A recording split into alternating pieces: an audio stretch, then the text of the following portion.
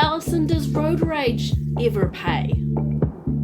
Financially or emotionally? I guess it depends what sort of insurance you have, yeah? Well, yeah, I mean, third-party insurance, as we know, is very important.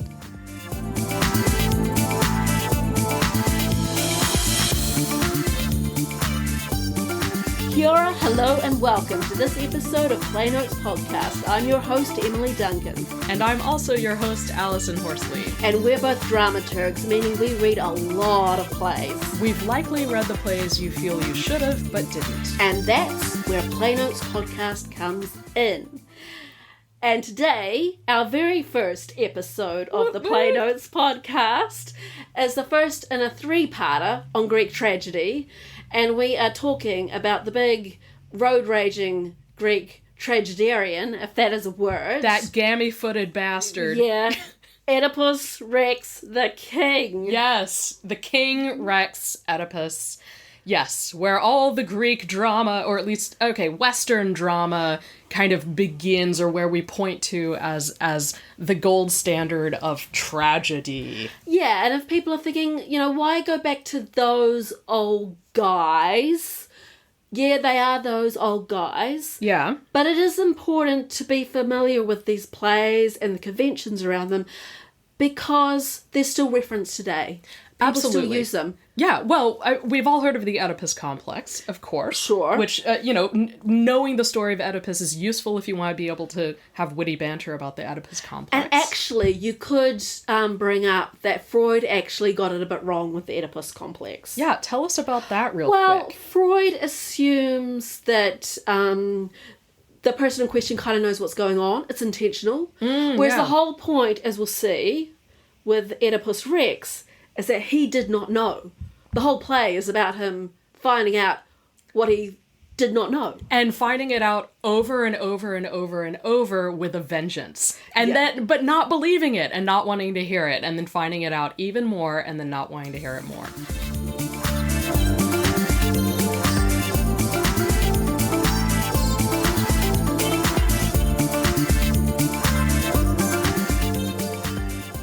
Backstory. There's a lot of backstory. There's a lot of backstory. So I'll give you the backstory, and then we'll go over, I'll let you know where the play actually starts in terms of the action of the play.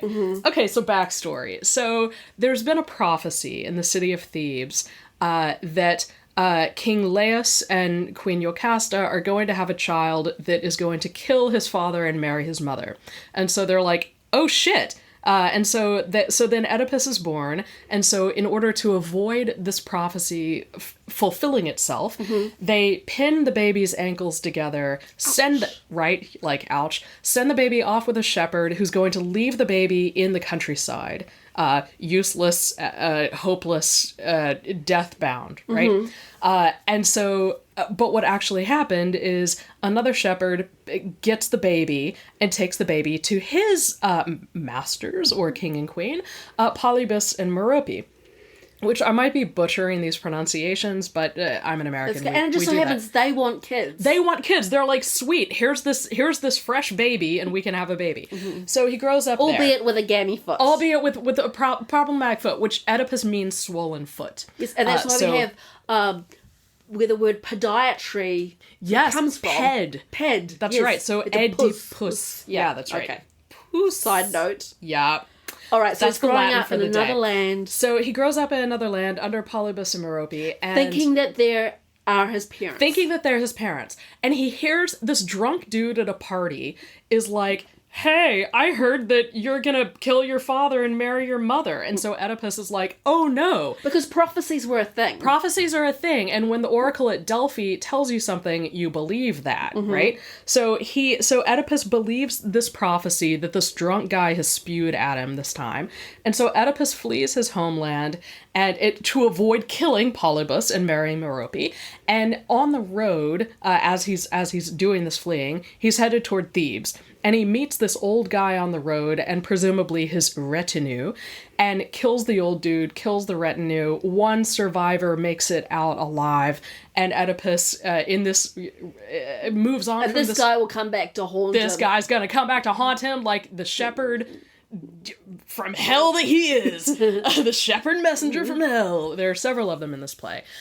So Oedipus continues on the road to Thebes, where, putting this road rage incident behind him, where he defeats the Sphinx, who has been, like, torturing Thebes. Sphinx is like a really nasty lion-winged creature. Bird lady who gives riddles. Yes. And so the only way to sort of defeat her is by solving the riddle. Exactly. Yeah. So she's like the Riddler, but an animal woman version of it. And so she gives this riddle, and Oedipus solves the riddle. And so then he becomes the king of Thebes, basically. Jackpot. Which is convenient. Because there's a widow. She's a husband. Right. Perfect. So he marries this recently widowed Jocasta, whose name he's never heard, and has some kids with her. He's got 4 kids. And then a plague descends on Thebes. And so that's actually, so now we're finally starting the play of Oedipus. There's a plague. Oedipus has sent his brother-in-law Creon to consult the oracle at Delphi to be like, what is happening? Why is this plague here? What do we need to do? What do we need to do to fix the plague? Yeah. I'm a responsible leader, right? So Creon comes back to Thebes and is like, okay, you guys, so the reason why, the oracle says the reason why this plague is plaguing Thebes is because we never solved the murder of Laius. And so Oedipus is like, sweet, okay, I'm gonna fix this. I'm gonna solve this murder. I fixed it last time. I can do it again. Let's get down to business.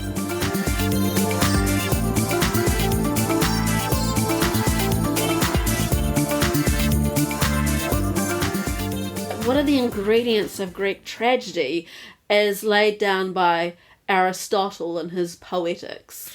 Yeah, so one of the key factors here is you need a main character who has established a great position in society, so he has a great fall to undertake.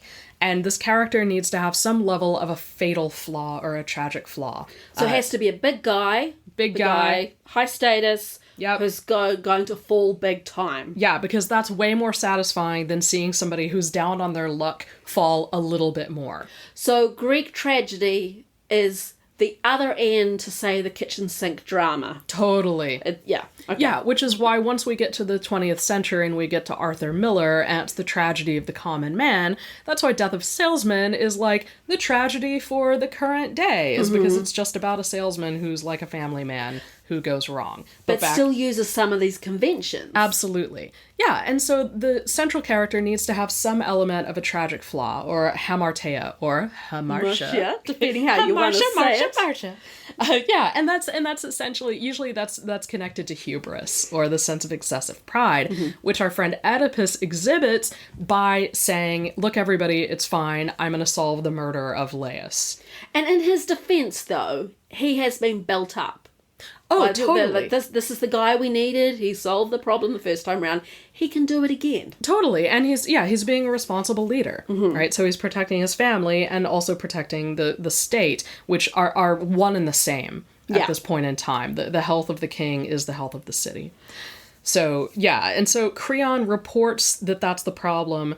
Oedipus gets really angry, and they end up calling in Tiresias, who's the blind seer. And Tiresias is a character who will make an appearance in other plays as well. Yeah. Right? He is a blind seer. He's literally a blind seer. He is a blind seer. Yeah, He's but he a sees guy with his who knows mind. a lot. But I always feel bad for Tiresias, because it seems every time he's called in and he tells them what they think they need to know, or what they do need to know, and then he wears it. He is the personification of shoot the messenger. Totally. Yeah. Everybody who hears the truth from Tiresias gets mad at Tiresias. And so he goes from being the wise blind soothsayer to being, go home, old man, we don't want you here. So that's exactly. Yeah, he can't win. So that's what happens here.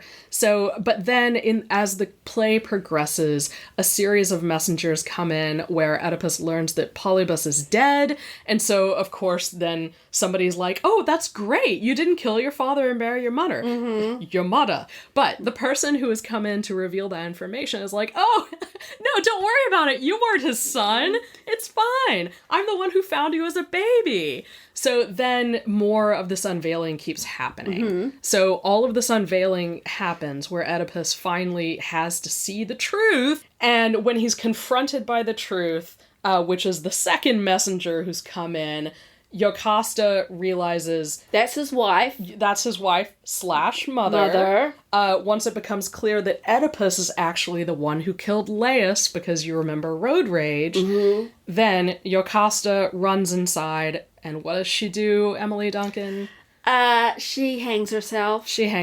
Yeah. And then Oedipus is so upset at her hanging herself, and also at having now seen the truth, which is where we want to bring back our fun Aristotelian recognition and reversal of fortune, which we'll talk about in a second. Yeah. But he takes the brooches off of her dress, and he pops out his eyes. Okay, they can't pop out, but he takes out his eyes. Now, Alison, I think we need to point out at this point, and we're going to talk more about this in the next episode about staging, but it's important to understand that in Greek tragedy, yes, it's incredibly violent, but all the violence happens off stage. Yeah, it's always a messenger reporting it. And so you feel like you were there, but you don't actually see it. Yeah. And you don't see it on stage, but you see the results of it. Yes. So Oedipus will come out with like bloody orbs, right? Like, or they got huge masks. Or huge masks with like ribbons coming out yeah. often, stuff like that. So so Oedipus blinds himself and comes out and is like, exile me, I have no place in proper society anymore. Creon, bring up my kids for me. Creon, take care of the whole situation. I'm going to exile, I'm now exiled, and I'm going to be a wanderer. So we leave the play at the end with Jocasta is dead, Oedipus is out a wanderin' and blind and a beggar, and Creon is now in charge of Thebes. And the kids are essentially... They're essentially orphans. Yeah, Yeah. left to be raised by Creon and, the other members of the community.